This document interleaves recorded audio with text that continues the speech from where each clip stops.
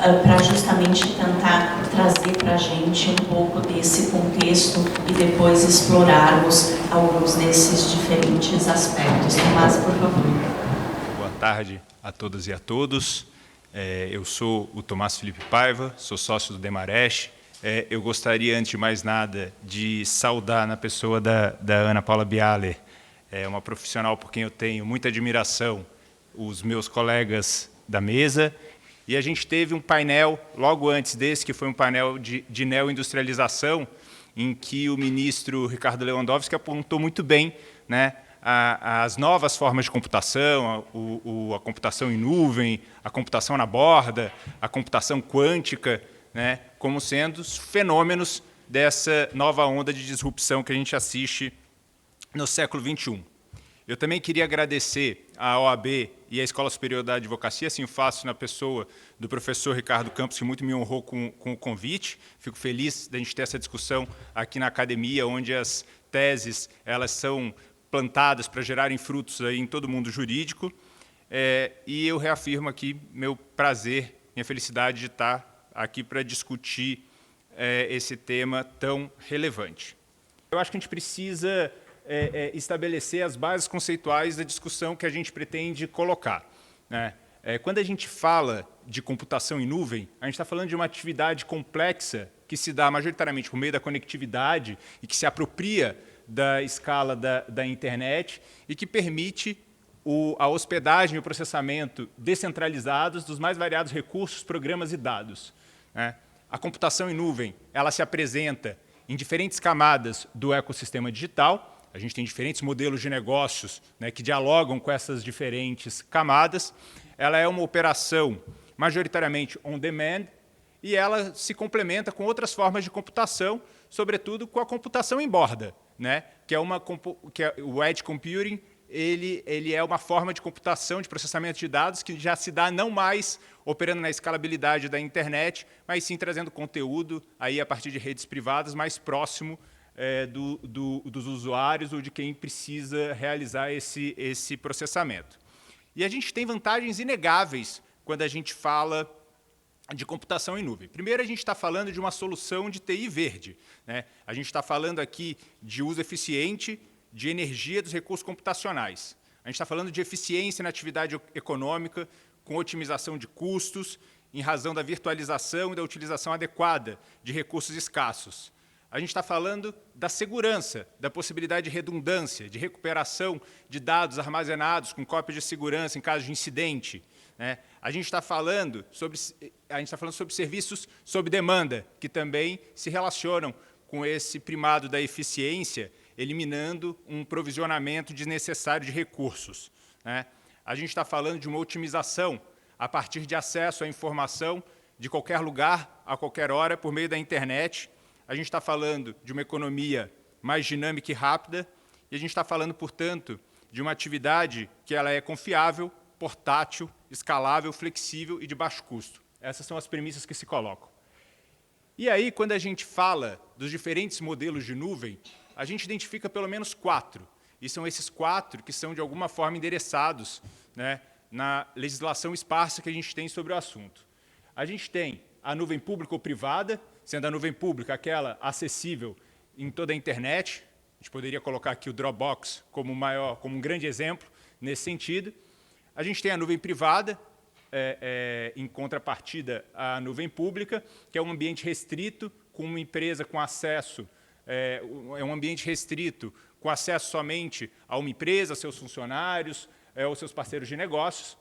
A gente tem uma rede, a gente tem uma nuvem que ela pode ser comunitária, compartilhada por várias instituições que partilham de interesse e recursos comuns, podendo ser administradas pelas próprias organizações ou por um terceiro que atue no âmbito dessa instituição ou fora dele. E, por fim, a gente tem as nuvens híbridas, que são as nuvens que decorrem aí de uma combinação de 2 ou mais nuvens. Por exemplo, nuvens que são parcialmente públicas e privadas, né, e elas permanecem como entidades únicas, mas unidas por uma tecnologia padronizada. E quando a gente fala de modelos de negócios, a gente enxerga uma multiplicidade de modelos que chamam esse diálogo com as diferentes camadas que eu comentei do ecossistema digital.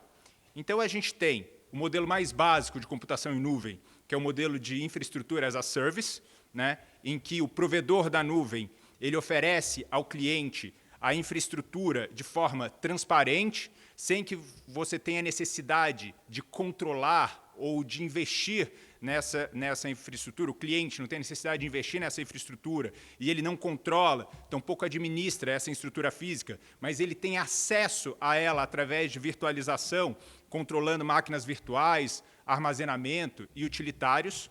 A gente tem uma abordagem de plataforma as a service, platform as a service, que é uma capacidade de oferecer uma infraestrutura capaz de implementar e testar aplicações na nuvem, né? É muito voltado esse serviço para o desenvolvimento de softwares, e o cliente ele passa a ter controle sobre as aplicações implantadas e, possivelmente, as configurações dessas aplicações que são hospedadas na nuvem.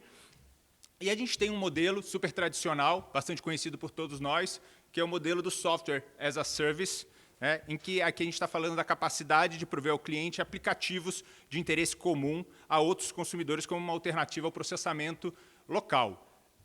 Talvez o Software as a Service tenha sido aí a grande disrupção que a gente teve quando a gente fala da capacidade de processamento de equipamentos, quando a gente transferiu essa necessidade de uma alta capacidade de processamento dos equipamentos para a nuvem, né? Grande parte do processamento hoje ele não ocorre nas máquinas, nos devices dos usuários, e sim na nuvem.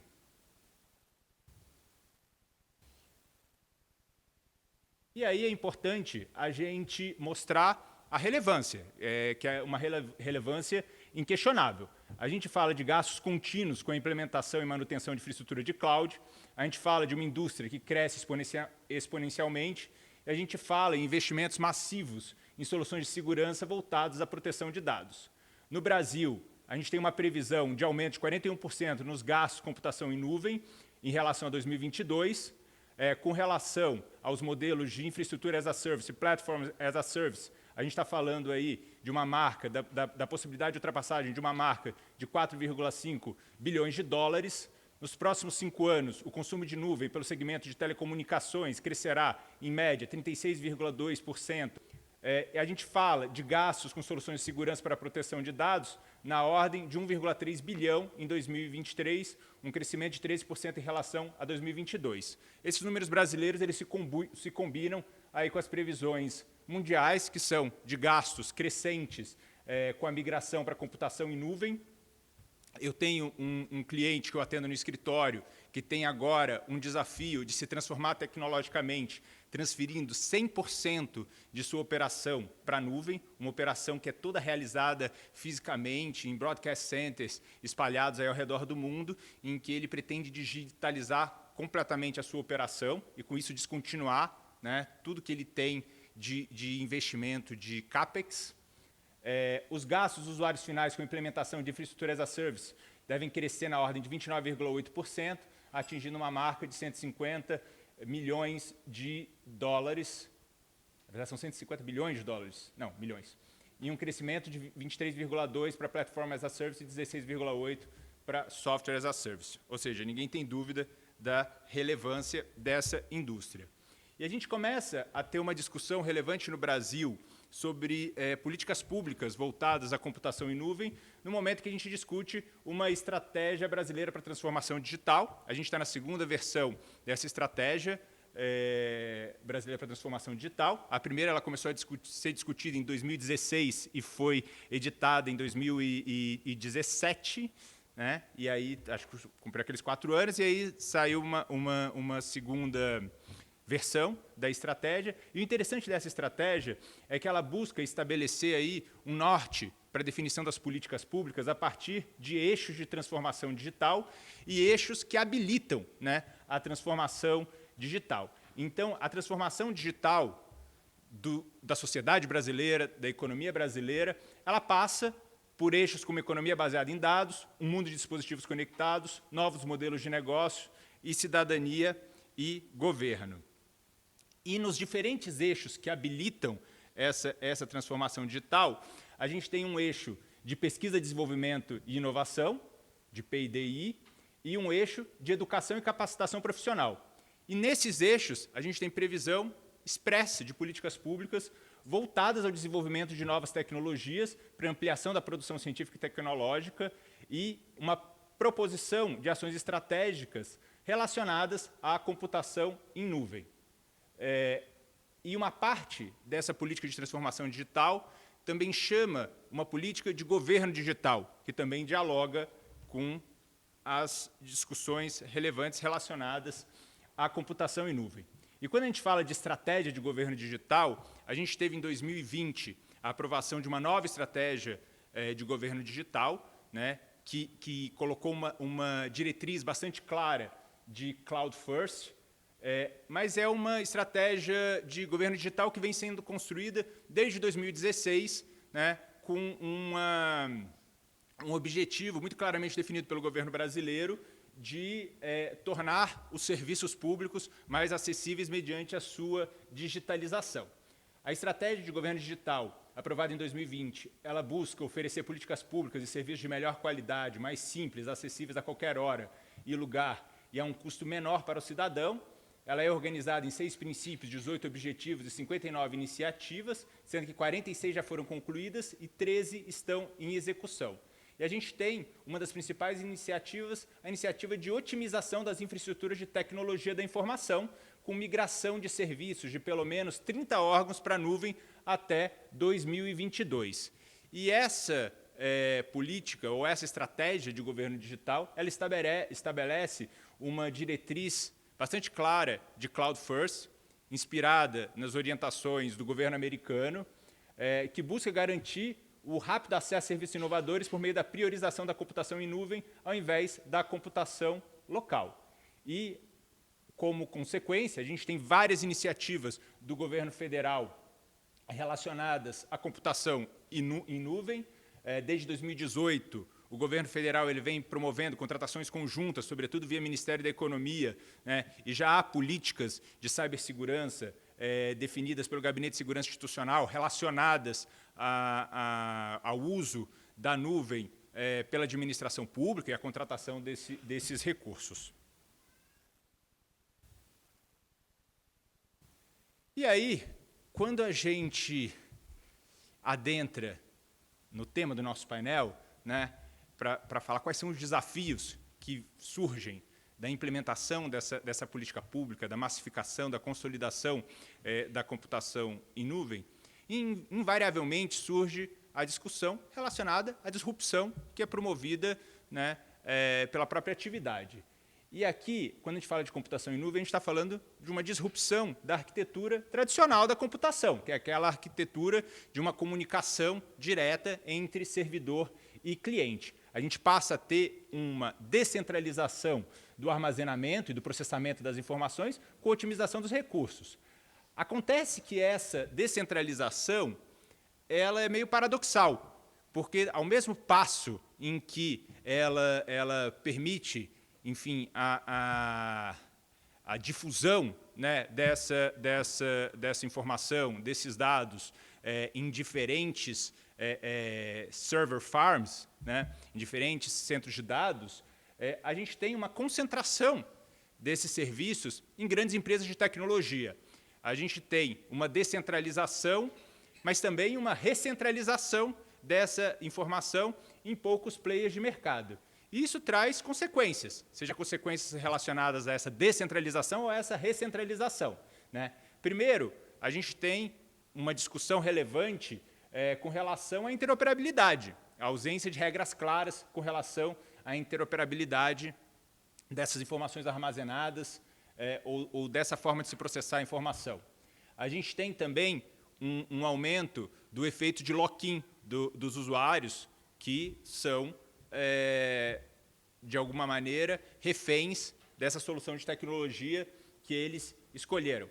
A gente tem uma assimetria informacional, né, entre quem detém ou quem é titular daquela informação em processamento na nuvem e quem efetivamente processa a informação e fornece a solução de tecnologia. A gente tem uma ausência de controle do cliente sobre a infraestrutura e talvez a gente tenha aqui uma discussão quanto a um falso ideal de comunidade. Eu comentei com vocês da ideia de nuvem como sendo uma ideia de compartilhamento, né, mas não tão compartilhado assim. E os principais desafios que se colocam é como a gente viabiliza a tutela estatal no contexto dessa descentralização da informação, descentralização ao redor do globo, né, e como é que a gente coloca temas como proteção e privacidade de dados, sobretudo diante da responsabilidade que é imposta pelas legislações nacionais aos controladores, aqueles responsáveis pelo tratamento da informação e que se valem de soluções de cloud para o armazenamento e processamento desses dados. Felizmente, essa discussão não caberá a mim. Deixa eu correr aqui, Ana. Queria também chamar a atenção a um tema que é relevante para a nossa discussão, que é a transnacionalidade e a soberania.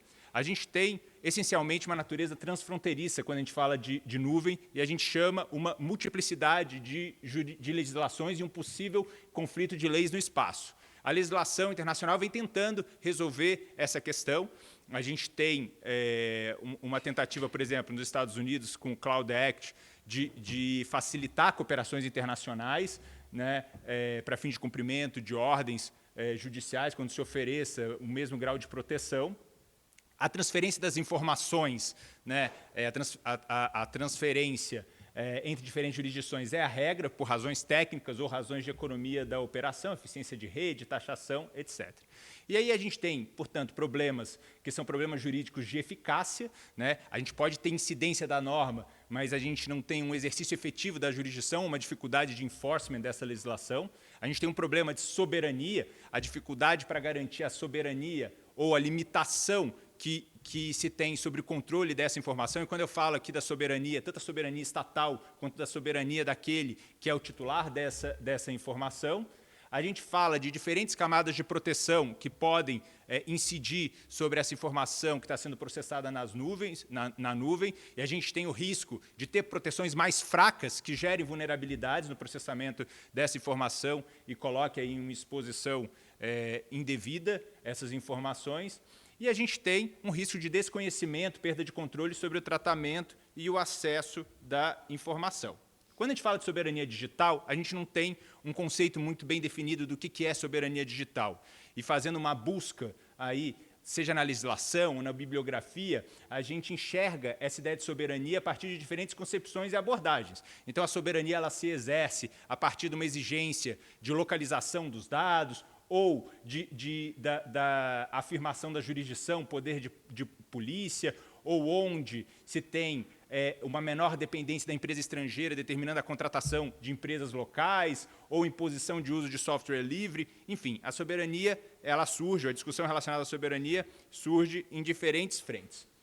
Para concluir, quando a gente fala do Estado brasileiro, a gente tem algumas abordagens que buscam afirmar uma soberania e um efetivo exercício de jurisdição com relação ao processamento da informação, ainda que ela ocorra em cloud. A gente tem uma previsão, por exemplo, no Marco Civil da Internet, de que qualquer operação de coleta, armazenamento de informações, de dados pessoais ou de comunicação, em que pelo menos um desses atos ocorra no território nacional, devem ser obrigatoriamente respeitados a legislação brasileira. A gente tem abordagem semelhante no Marco Civil. A gente tem regras do Gabinete de Segurança Institucional que estabelecem requisitos para a contratação de soluções de nuvem pela administração pública, normas do Banco Central e normas do Ministério da Fazenda. Acho que é isso. Depois, se a gente tiver oportunidade, a gente volta. Obrigado. Convidar a Rogéria para nos ajudar a descer um pouco nessa discussão, né? Para você explorar com a gente um pouco quais são os desafios dessa realidade do setor de saúde com os dados na nuvem. Por favor, Rogéria. Obrigada, Ana. Boa tarde a todos e a todas. Que são 5 Brasis, eu brinco, né? Cada região tem as suas particularidades. Nós temos investimentos diferentes feitos em cada região, mas o mundo perfeito seria você, usuário do sistema de saúde, ser empoderado para fazer uso dos seus dados, gestão dos seus dados, cuidar da sua saúde. Mas hoje não tem um padrão. Não tenta fazer isto. Por quê? porque os nossos sistemas não têm interface com outros sistemas. Eu, dentro do Einstein, tenho um prontuário eletrônico, tenho o prontuário eletrônico Cerner, foi a primeira organização de saúde a ter um prontuário eletrônico, mas hoje nós temos o TASI, que é o sistema que está nas redes públicas, nós temos os prontuários físicos, né, em muitas regiões. Então, hoje nós ainda não temos um padrão. Falta, portanto, padrões, e essas interfaces dificultam também a portabilidade. Está na lei, não é verdade? Podemos fazer portabilidade. A gente entrega lá o arquivo criptografado. Essa é a nossa portabilidade hoje na saúde. Nós não temos outra forma de fazer. A pessoa fala, eu quero meu prontuário, você entrega lá o arquivo criptografado. Essa é a portabilidade que é possível ser feita no momento. Né?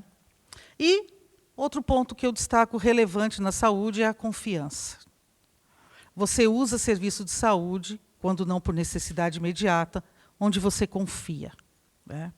Portanto, o paciente hoje, ele quer saber onde os dados estão, ele quer saber como foram coletados, ele quer saber se eles permanecem íntegros. Tudo isso, gente, eu sou de PO, eles me perguntam, viu? Não estou inventando, eles perguntam. Onde ficam os meus dados? Como é que você garante a integridade deles? Né? E mesmo que ocorram, por exemplo, uma falha ou interrupção, eles querem saber, está resguardado o meu dado, mesmo que você tenha uma falha? Portanto, garantir cópias de segurança para facilitar a recuperação dos dados em caso de incidentes também é imprescindível. Estava eu lá analisando, gente, preciso já fazer a cópia, preciso ter o seguro, né, preciso gerar confiança e eu preciso garantir a continuidade do tratamento. Pensa lá, paciente internado, sistema fora do ar. Se eu não tiver um backup, como é que eu continuo a assistência desse paciente? Portanto, também há necessidade de que se consiga resgatar estes dados. O serviço, portanto, de armazenamento em nuvem, ele deve garantir disponibilidade contínua dos serviços. Esse é o mundo perfeito. E, diante de qualquer interrupção ou falha prolongada, ele deve minimizar os impactos. Né? Ele tem que evitar impactos significativos no negócio e na assistência. Uma estratégia, por exemplo, pode ser a manutenção de vários provedores, pensei nisso. Né? Falei, vamos ter vários provedores, que aí eu compartilho o meu risco, de repente. E hoje a gente já discute, por exemplo, na saúde, no Brasil, a necessidade de um prontuário único, não é verdade? Como a gente avança na discussão de prontuário único se a gente não aprofundar a discussão de computação em nuvem? Onde a gente vai guardar tantos dados? Como garantir segurança de que os dados, sejam eles privados ou públicos, estejam no lugar que nos gere confiança? Isso é uma discussão importante. Nós falamos de prontuário único, não é verdade? Então, vamos lá, vamos discutir isso. Vamos discutir saúde digital. Saúde digital passa por interoperabilidade, passa por confiança, passa por portabilidade, né? E passa por nuvem. Impossível não passar por nuvem. Portanto, nós precisamos que haja conexão de internet, eficaz e eficiente. Repasse de redução no custo da cadeia de cuidado pode repercutir diretamente numa redução de custo de nuvem. Se eu gasto menos com armazenagem, se ela se torna mais acessível, eu consigo refletir isso no meu consumidor final, que é o meu paciente. Também é uma boa discussão. Não podemos fazer uma pressão para o custo ser mais equilibrado, né? Vamos tentar alguma coisa assim. E nós sabemos que o setor de saúde, hoje, é um dos mais visados para ataques cibernéticos. Né? Nós sabemos que os dados de saúde hoje... Então, o que fazer? Pensei eu aqui, vamos criptografar.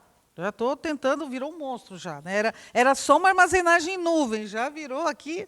Então, portanto, eu acho que nós devemos implementar a criptografia robusta, com controles de acessos rigorosos e sistema de backup seguro, que são estratégias essenciais para a gente proteger os dados. Né? Negociar um bom contrato, falar de backup, de seguro, requisitos de segurança, por que não? A oportunidade de fazer auditorias externas, né? Tempo de resposta para a recuperação desses dados, se eu tiver um problema, importante. E, ninguém fala disso, Destino dos dados com o fim do contrato. Para onde vão esses dados quando acabar esse contrato? Importante, porque a gente não pensa nisso, a gente só pensa, não é assim, a gente quando casa, só pensa assim, casei, estou feliz, mas tem que pensar no fim. Não é? O pessoal não brinca, que a gente conhece ex-mulher, ex-marido, quando a gente se separa, é a mesma coisa, tem que saber para onde vão esses dados, gente. Precisamos pensar nisso. E, por fim, gente, eu concluo o seguinte, que a transformação digital, a digitalização da saúde e a inovação, elas dependem hoje da computação em nuvem, que deve ser cuidadosamente analisada pelas organizações, relacionando tanto os benefícios, mas também os desafios, para garantir que a sua estratégia de nuvem seja planejada, segura e eficaz. Assim você gera confiança, você ganha confiança e você minimiza o seu risco.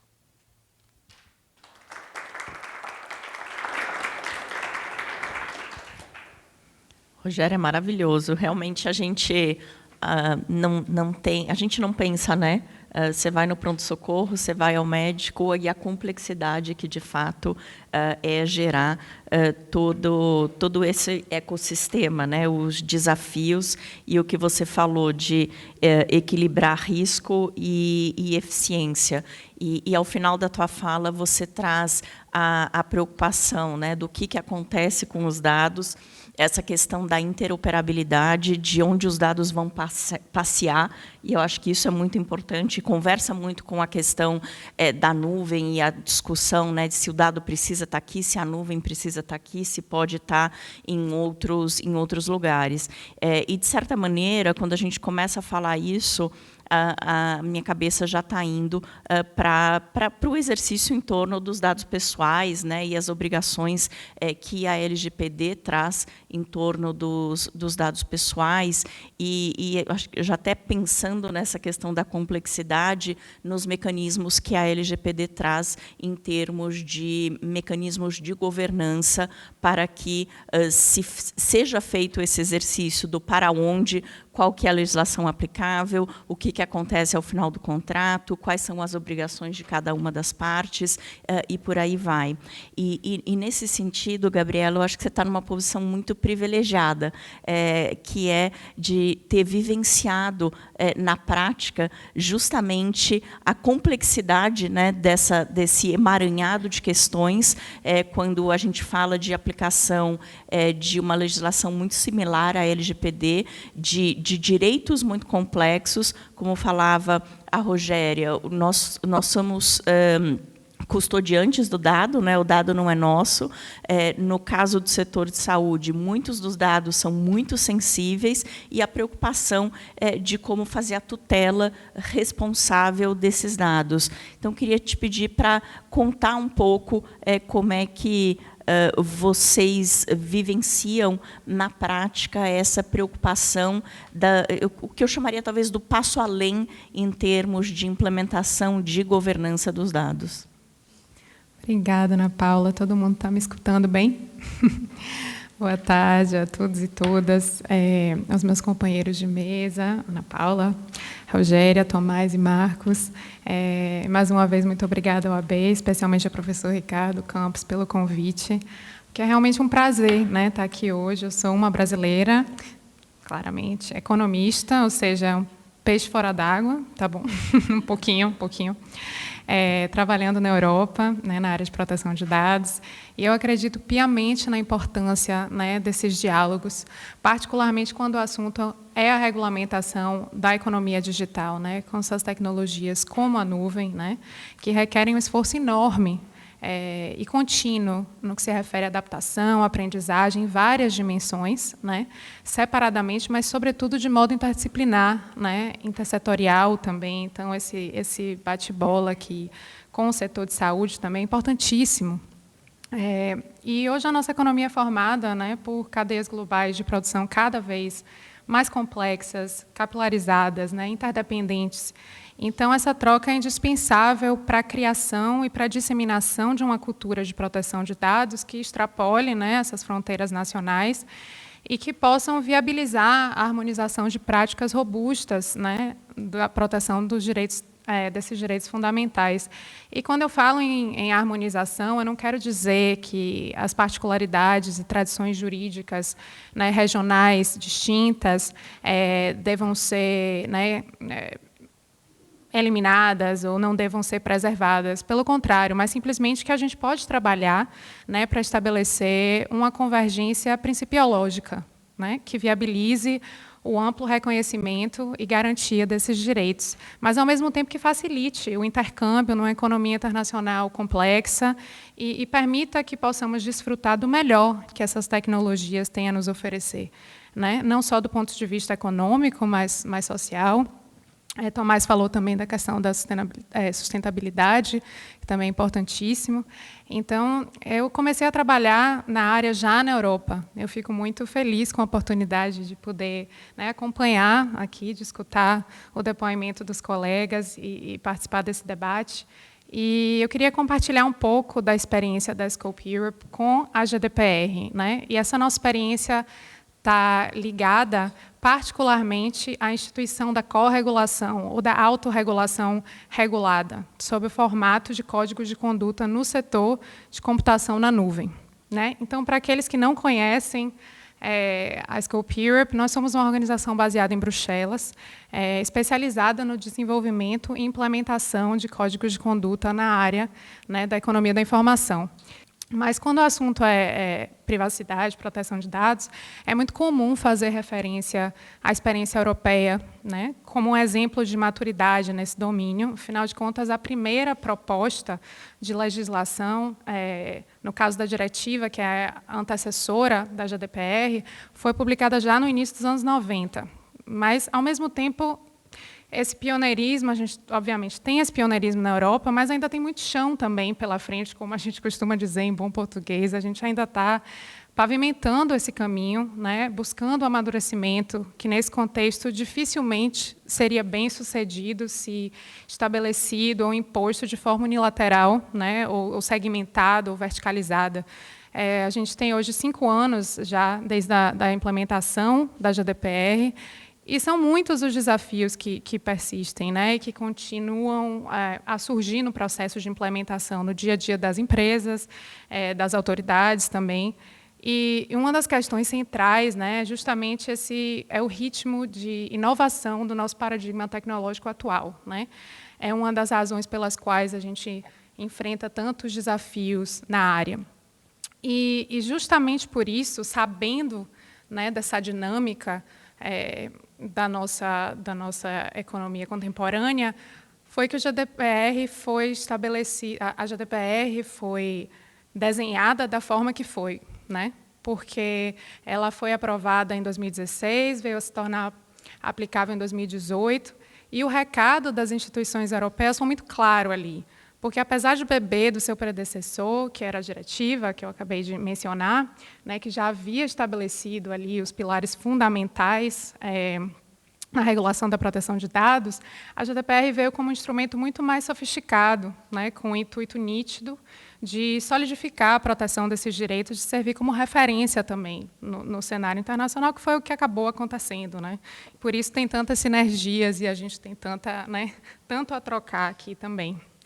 E essa legislação, claro, se tornou extremamente relevante para a grande maioria dos provedores de serviço em nuvem no mundo todo, né, bem como para outros setores, claro.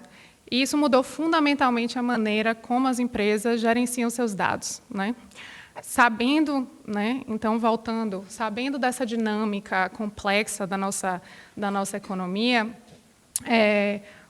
a GDPR ela trouxe um arcabouço baseado em princípios básicos, para ser implementado por todos os setores. Então, esse modelo foi necessário para garantir que a legislação não caísse em obsolescência rapidamente, né? Porque, se o regulador tentasse incorporar elementos técnicos específicos, provavelmente a necessidade de adaptação seria uma constante, né?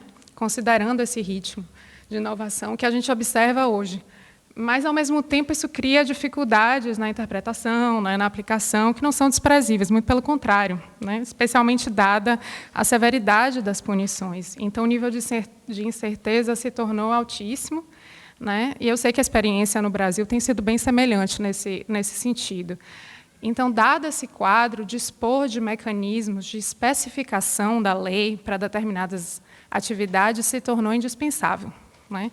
E é nesse contexto que a gente chega nos códigos de conduta. Chegamos lá, foi uma introdução. Eu acho que essa introdução é sempre importante, mas, enfim, porque muita gente, justamente porque muita gente pergunta por que, né, um código de conduta, e se tem, é comum escutar, mas o código de conduta, ele vai além, né? Qual é o sentido disso, né? Mas a ideia é justamente especificar. Essa é a palavra-chave que está lá na GDPR, né?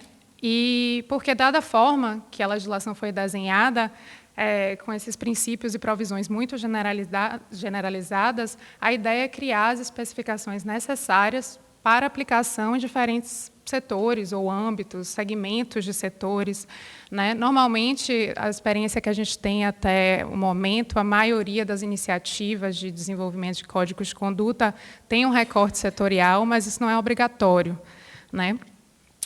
E esse exercício sempre seguindo o princípio básico da análise dos riscos que uma atividade X pode gerar, como a Rogéria falou muito bem. Então, a pergunta é, né, como eu disse, o Código de Conduta ele pode ir além, né, dos requisitos da GDPR? Pode, né, se fizer sentido, se estamos falando de atividades de alto risco, de dados altamente sensíveis, como é claramente o caso da saúde ou da própria nuvem, pode. É necessário? Não. É esse o propósito da GDPR? Não. O propósito é especificar, é criar parâmetros para uma indústria, sem, obviamente, reduzir as garantias já estabelecidas por lei, né? Então, assim, de acordo com a GDPR, os códigos de conduta eles podem ser elaborados por associações e outros órgãos que representem categorias de controladores ou processadores. E esses instrumentos, se aprovados pelas autoridades, eles podem ser utilizados como prova de conformidade perante as autoridades e aos clientes também.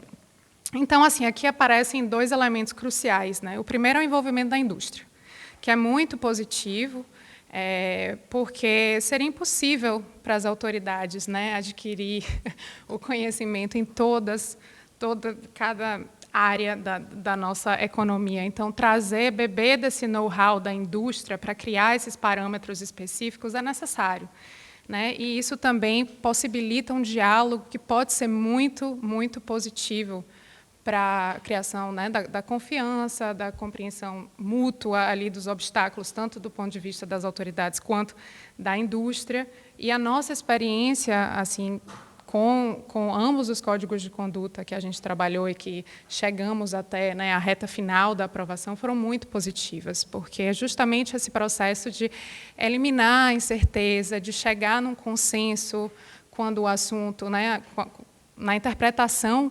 dessa lei. Então, e o segundo ponto, né, é a promoção de um incentivo para esses atores, porque a trajetória até a aprovação e operacionalização de um código de conduta é longa, é árdua, né?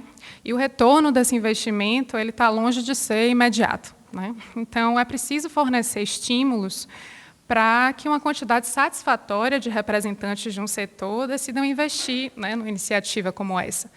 Porque, como o Tomás estava falando muito bem da questão, né, da dinâmica da indústria de nuvem, da questão da descentralização, mas recentralização, né, da concentração dos atores ali mais importantes. Então, o código de conduta ele precisa ser representativo, ele não pode simplesmente, né, unir ali é natural que aqueles provedores, né, tenham maior interesse, mais recursos para participar do processo, mas é importante que seja uma iniciativa representativa. Isso é algo que é muito importante para as autoridades, né?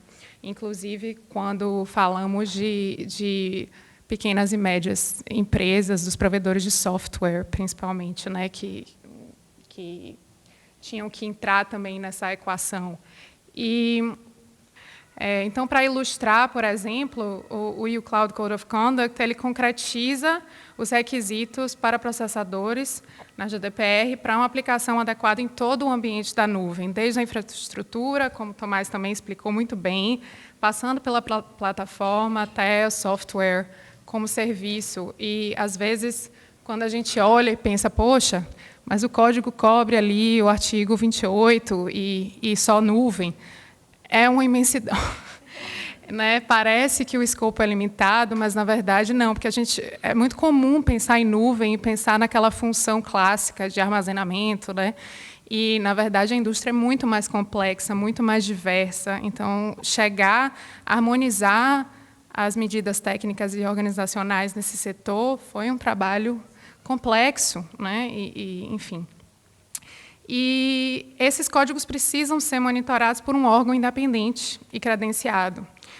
E aí que a gente chega nessa variável que eu acredito que seja fundamental nessa equação, né? Levar os códigos de conduta na GDPR é um patamar diferente, porque os códigos eles já faziam parte da diretiva, né? Eles não são novidade, né?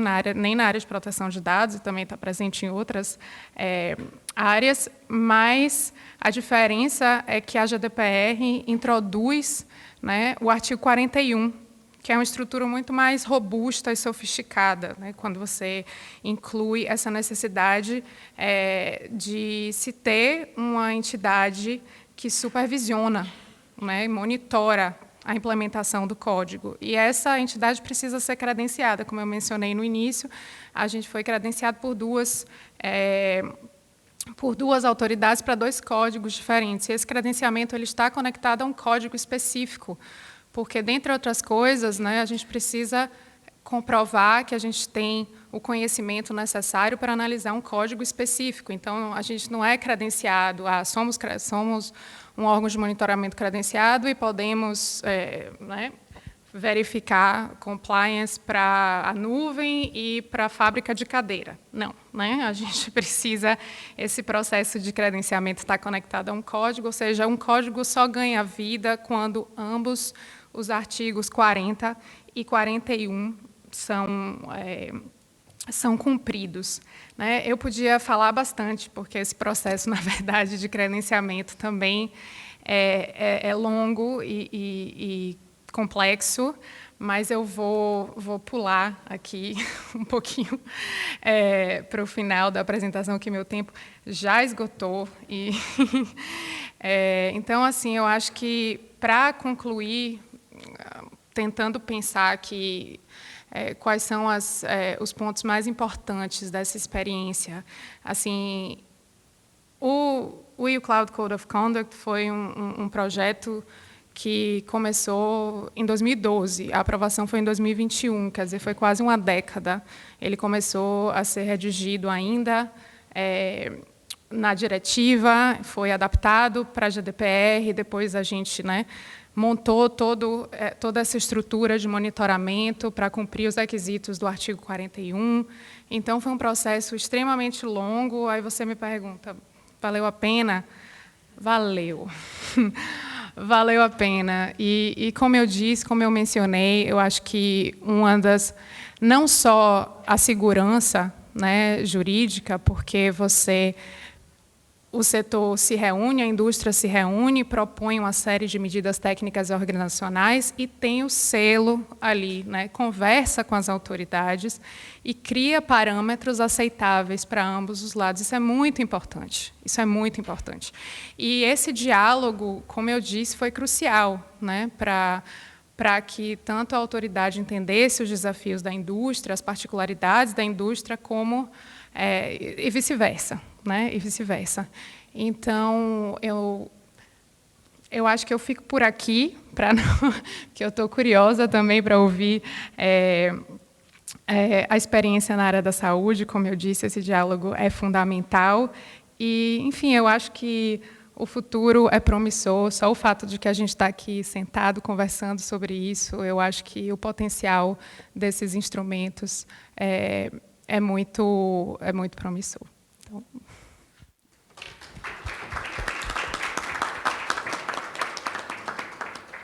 Gabriela, muito obrigada por tua fala e acho que por esse ânimo do futuro. Não, é sério, do futuro ser muito promissor, porque eu sou uma grande incentivadora de autorregulação e corregulação, particularmente.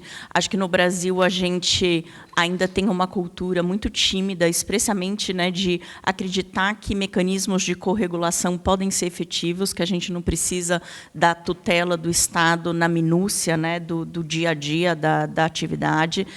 Então, termos já a experiência europeia e termos na LGPD o caminho para que a gente adote códigos de condutas e mecanismos de corregulação, acho que é algo realmente muito rico. E me lembro aqui da fala de alguns diretores da NPD, pouco tempo depois da lei ter sido aprovada, os números variam um pouco, né, mas o pessoal fala em torno de 70 dispositivos da LGPD que precisariam ser regulamentados, né?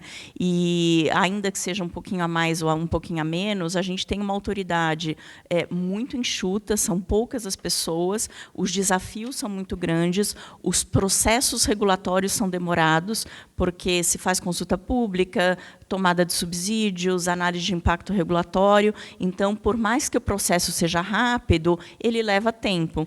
No momento que a gente tem que implementar a LGPD, né, a gente tem que fazer valer os direitos da LGPD e uma dificuldade de que não há tempo hábil para se regulamentar tudo, desde coisas absolutamente triviais, como, por exemplo, como é que eu vou exercer direito de titular, que eu imagino até, né, Rogéria, no teu caso, uma coisa super complexa, você verificar que, de fato, a pessoa é pessoa, e eu acho que, muitas vezes, a gente tem algumas dificuldades operacionais práticas na LGPD, que, quando se fala do universo da GDPR, não existem. O brasileiro tem o jeitinho brasileiro, gente, não tem jeito, né? Então, os desafios, quando se fala da questão de verificação de identidade, são super complicados, né?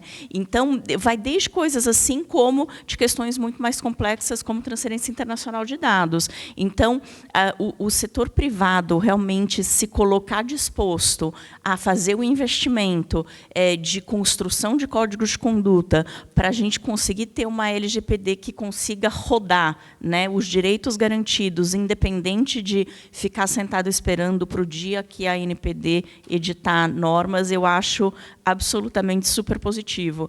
E daí, com isso, Marcos, eu trago a pergunta para você. Será que eu estou sendo um pouco otimista demais com essa questão de acreditar que a gente consegue ter a maturidade institucional mesmo para discutir e implementar códigos de conduta no Brasil? Ou não, a gente realmente, nós já temos aí alguns anos da lei, já temos algumas sanções saindo, o calor está esquentando, né? E já temos condições de começar a nos movimentar, seja como setores, e achei, Gabriela, muito interessante a tua colocação, de que não necessariamente precisa ser setorial, né? Acho que a gente tende a olhar o código de conduta como algo setorial, porque daí você tem um denominador comum, né, em termos dos desafios, mas que não necessariamente precisaria ser assim. Já estamos lá? Nossa, pergunta importante. Deixa eu até só iniciar aqui o meu controle aqui da minha jornada. Mas, primeiramente, boa tarde a todos. Gostaria de agradecer ao professor Ricardo Campos o convite. Foi um grande prazer poder estar aqui participando de tão profícuo evento, e a expressividade do evento demonstra realmente a importância e o papel que o professor Ricardo tem nas nossas discussões, no nosso país. E também agradecer aqui aos colegas de mesa, né, na presença aqui de uma grande colega, inclusive conselheira do CNPD comigo. Fizemos parte aí do grupo de trabalho de transferência internacional no CNPD também, que foi coordenado pela Ana Biara, ele foi maravilhoso. Minha amiga, grande amiga Rogéria também, conheci também aqui agora também o Tomás, foi um grande prazer. E Gabriela, a gente já tive a oportunidade de conhecê-la virtualmente, é a primeira vez que a gente se encontra. E a Gabriela foi música nos meus ouvidos, eu vou explicar por quê mais à frente um pouquinho. Quanto à sua pergunta, Ana, eu diria que para o setor de saúde é um imperativo. Nós precisamos, de fato, de medidas como essa. E por quê? Vamos falar em cloud, começando até para a cloud, da importância disso. Nós, na Confederação, nós representamos cerca de 6.000 hospitais do Brasil inteiro. Hospitais privados, laboratórios, medicina diagnóstica. Temos desde excelências como a Albert Einstein, que muito nos orgulha e nos engrandece, que é um hospital de ponta, que puxa a tecnologia e puxa o desenvolvimento das novas tecnologias no país, mas também temos hospitais que guardam prontuário ainda em papel. Eles guardam prontuário num arquivo de chumbo. E isso também diz respeito à proteção de dados, né? Isso diz respeito da necessidade de se promover saúde. Então, quando você fala de cloud, o cloud eu tenho que explicar para um médico, para um dono de hospital, lá do interior, o que é cloud. E aí, sinteticamente, o que a gente fala? Olha, imagina que é um outro computador, um computador de uma outra pessoa promovendo uma série de ferramentas, de ações. É algo que você vai tirar da sua máquina e vai deixar para uma outra gestão. Para tentar simplificar esse comando, mas a gente viu muito bem como o Tomás apresentou, temos uma série de elementos, uma série de oportunidades envolvendo o cloud. Para a saúde, ela é vital. O cloud consegue potencializar os benefícios da saúde. Porque, como a Rogéria bem falou, a gente produz muito dado. Produzimos, cada hospital, cada medicina diagnóstica dessa produz uma infinidade de dados. E não basta a gente simplesmente produzir esses dados, armazenar internamente, por exemplo, eu falo assim, eu vou ter o meu benefício aqui. Isso não é saúde, isso não é medicina. Se eu tiver o meu banco de dados isolado, guardado para mim, eu não consigo exercer plenamente uma medicina baseada em evidências. O que é a medicina baseada em evidências? É você realmente ter acesso ao máximo de evidências, ao máximo de ocorrências, e, a partir dali, produzir um diagnóstico. Isso ocorre muito bem com o cloud. O cloud vem transformar esse contexto, porque ele potencializa essa junção de informações, ela potencializa o processamento dessas informações e gera o quê? Uma saúde, uma medicina moderna, uma medicina apropriada às nossas necessidades de hoje em dia. Então, eu diria que, inicialmente, é vital que nós tenhamos o uso do cloud como dia a dia, para default, para o nosso sistema de saúde. Só que, isso traz, além de benefícios, por exemplo, um benefício, eu consigo reduzir, mediante a utilização de cloud, um processo de faturamento de um hospital de 7 dias para 2 horas.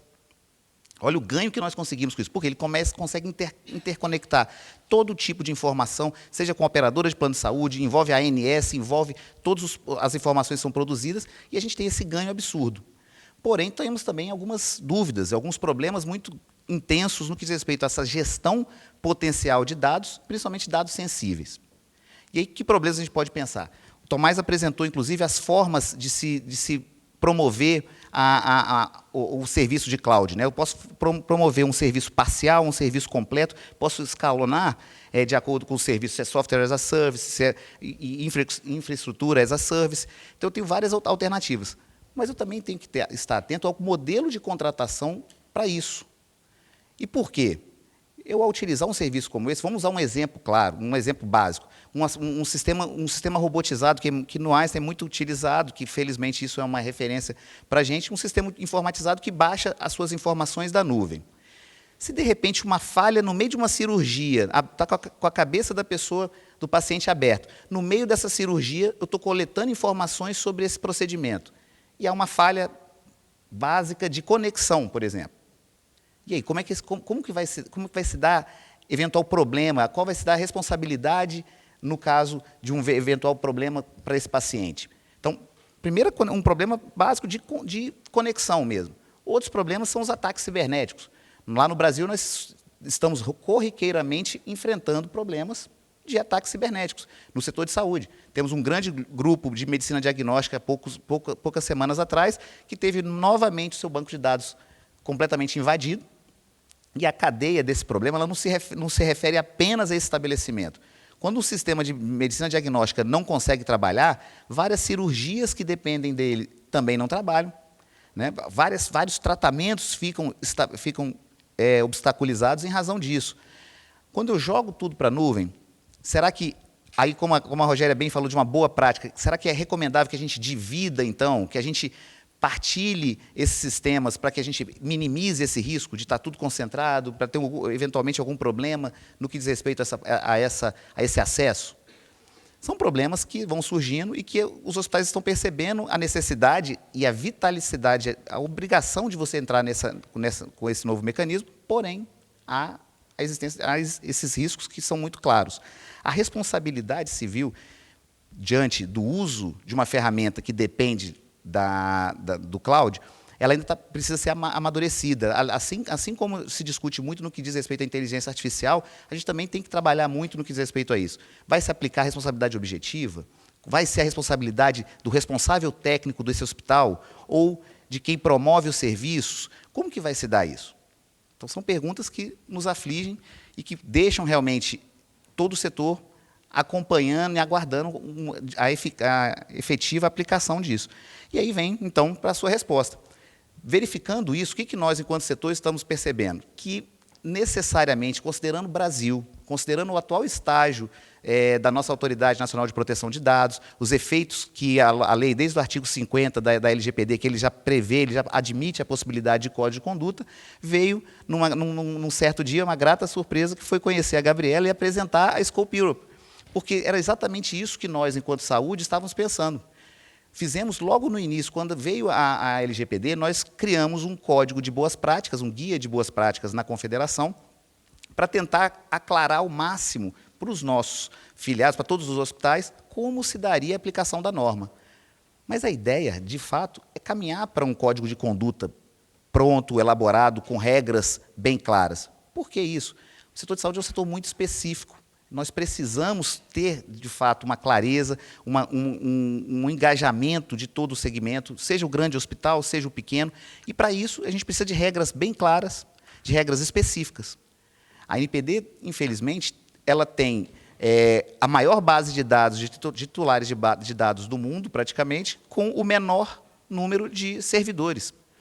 Então, ela não consegue acompanhar e evoluir de forma eficaz esse segmento. E isso nós vemos, até estava lá no Conselho, em reuniões no Conselho, a gente detecta isso. A autoridade tem tanta coisa para se debruçar, para focar, que ela não consegue acompanhar os diversos segmentos econômicos. Então, é uma forma, inclusive, de fomentar a cultura e a aplicação da norma, mas também, enquanto setor, de nos proteger. E aí, desde a edição do primeiro código, foi muito prematuro, mas foi importante para a gente começar a balizar o segmento. A gente foi evoluindo e hoje nós constituímos um fórum permanente de proteção de dados, da qual minha colega Rogéria também faz parte, e é co-coordenadora comigo desse fórum, e lá a gente consegue reunir entidades, seja do setor privado, mas também os hospitais filantrópicos, além das operadoras de planos de saúde e dispositivos médicos. São 9 entidades que se reúnem para poder trabalhar no aprofundamento daquele primeiro código. A ideia é que a gente consiga desenvolver aquele primeiro código, trazer os conceitos do dia a dia, também das operadoras de planos de saúde, dos laboratórios, dos hospitais filantrópicos. Se a gente conseguir reunir isso tudo num código e submeter à autoridade, nós vamos ter, então, a aprovação por meio da autorregulação regulada e a gente vai poder, então, proteger um pouco mais o nosso segmento. Temos desafios absurdos, desde a necessidade de você não ser mais realista que o rei, porque o Brasil é um país muito heterogêneo, então não basta eu falar assim, olha, no que diz respeito à cibersegurança, eu quero que você tenha esse nível básico, porque é o que é recomendável. Mas a pessoa vai falar assim, olha só, o meu hospital aqui, a única coisa de segurança que tem é o porteiro da porta aqui. Não tem nem como fazer isso. O computador ele funciona quando a internet funciona, quando a energia não cai. Então, são também necessidades e imperativos que a gente precisa levar em consideração na edição de um código como esse que foi muito bem apresentado pela Gabriela. Os desafios de concentrar todas as informações e transformá-las em dados que possam ser comunicados, que, como bem apresentou a Rogéria.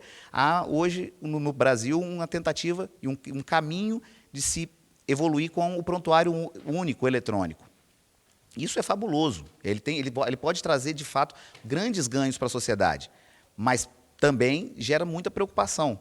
Gera preocupação em como isso vai ser administrado na nuvem, como que vai ser protegido, como que cada hospital desse vai fazer esse lançamento, né? Vai proteger esses dados, vai cuidar da qualidade desses dados. Os dados de saúde, eles são fundamentais, mas eles precisam ser de qualidade. Não basta o médico que chega para lançar um prontuário médico lá e coloca só informações muito basilares e que não são possíveis depurar e trabalhar em cima dessas informações para que a gente possa produzir ciência com base nisso, possa produzir conhecimento, ou então unificar um prontuário. Então, a gente precisa unificar certos conceitos. E o Código de Boas Práticas tem que caminhar para isso. São vários protocolos dentro desse código que facilitariam a adoção e aplicação da lei para esse segmento. Então, temos protocolo de atendimento a direitos dos titulares, protocolo de pesquisa clínica, protocolo de compartilhamento de dados, dentro dessa iniciativa do Código de Boas Práticas. O compartilhamento de dados é extremamente importante, porque não basta a gente produzir o dado, não basta nem eu utilizar o cloud, a nuvem, a computação em nuvem, para multiplicar a potencialidade de uso desses dados, se eu não puder compartilhar, se eu não puder, então, promover dados em saúde que vão fomentar saúde e não foco em doença. É isso que a gente tem que perceber. Hoje, o uso desses dados, ele promove uma mudança muito radical do rumo que o segmento de saúde no mundo tem trilhado. É a mudança daquele foco na doença, no tratamento emergencial, e utilizar esses dados para focar na saúde. Se eu fizer isso, eu evito que o paciente chegue à UTI, ou então que ele demore mais, ele vá levar mais tempo para isso. É muito mais barato para o sistema manter a saúde do que pagar depois uma diária de UTI. Então, compartilhamento gera isso. Esse é um protocolo que tem dentro do nosso Código de Boas Práticas também, que a gente promove e tenta aclarar como que vai se dar essa troca de informações. Como que os dados vão para uma operadora de plano de saúde, vão para a Agência Nacional de Saúde Suplementar, vão para o Ministério da Saúde, para compor esse futuro prontuário eletrônico único, por exemplo. Temos também o protocolo de cibersegurança, que, como disse, é um problema grave hoje para o nosso segmento, mas qual que é a ideia? Que esse fórum consiga, em um ano e pouco, né, Rossi, a gente conseguir bem evoluir. Contamos com a grata participação e ajuda da professora Laura Mendes, que tem coordenado academicamente a elaboração desse código. Mas qual que é a nossa ideia? É que a gente consiga concluir, concentrar informações básicas do setor, mas que permitam também que a gente evolua, né? Não basta só restringir. Então, a gente tem que garantir o uso da ferramenta tecnológica, utilizar ao máximo a potencialidade da computação em nuvem, para que o setor possa produzir conhecimento, possa produzir ciência. Daí, passamos aí para o estado da arte, que eu diria que a Gabriela ela está já no estado da arte, que seria o quê? Uma outra etapa. Depois de trabalhar a autorregulação regulada, se a gente tiver a aprovação da NPD para esse código, já diria que vai ser um grande passo. Mas eu acho que o estado da arte seria o quê? Depois a gente conseguir transformar, seja esse fórum, ou criar alguma outra entidade que possa trabalhar como um monitoring body. Porque eu acho que aí sim, a autoridade nacional vai se sentir respaldada. Em várias conversas que nós tivemos com os diretores, eles falam, olha, setor de saúde a gente não conhece. A gente quer conhecer, a gente precisa de vocês para vocês passarem o que está acontecendo para a gente. E eu acho que aí é importante um órgão de monitoramento como esse para que faça essa interlocução e facilite o trabalho. Então, assim, até já cumprindo rigorosamente aqui também, eu já quero tentar cumprir. Eu acredito que foi muito feliz a forma como foi convidada essa mesa, porque tivemos aqui o Tomás, que pôde começar a apresentar, e com a Rogéria apresentando o setor de saúde, o impacto sobre o setor de saúde, e a Gabriela, até respondendo a sua pergunta, Ana, ela mostra a necessidade e o papel vital de se utilizar realmente um código desse nesse momento que o país está vivendo. Para nós, o setor de saúde, isso é um imperativo e é por isso que estamos caminhando para tentar implementá-lo quanto antes. E queria agradecer a oportunidade até para ter esse convívio com vocês aqui, para poder debater esse assunto tão importante para a gente, e estamos à disposição para os próximos eventos e debates que vierem. Muito obrigado.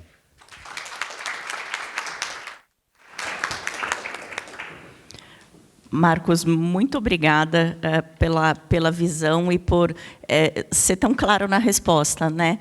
Era uma resposta fácil de se esquivar. Mas eu acho que, tentando pegar um ponto em comum da fala de todos vocês, todos falaram em confiança, né? E no fundo, quando a gente olha, uma boa parte das discussões de deixa eu deixar meus dados na nuvem, sempre se esbarra na questão da confiança, né? Ah, mas eu não sei, pode ser que a empresa de nuvem esteja usando os meus dados, pode ser que ela deixe outro acessar meus dados, deixe um governo acessar meus dados, sempre tem uma desconfiança muito grande quando a gente fala de nuvem. E me parece que um comprometimento sério, olhando especificamente da questão de cloud, mas certamente isso é válido para a saúde, para o setor de tecnologia, educação e tantos outros, um comprometimento sério do setor com códigos de condutas, né, com a assunção da obrigação, mostrando que essa confiança, de fato, ela é meritória, ela faz sentido e ela está sendo honrada, pode ser um passo muito grande na direção de construir esses ferramentas, até mesmo de autorregulação, nem falando da corregulação propriamente dita. E aqui, acho que, pelo menos no Brasil, a gente ainda tem sempre muito aquele viés da desconfiança, que é algo que a gente justamente precisa quebrar. E daí você comentou a questão, né, do monitoring body, do accreditation. No fundo, eu tenho, só para lembrar que a LGPD me dá caminhos para fazer isso, né?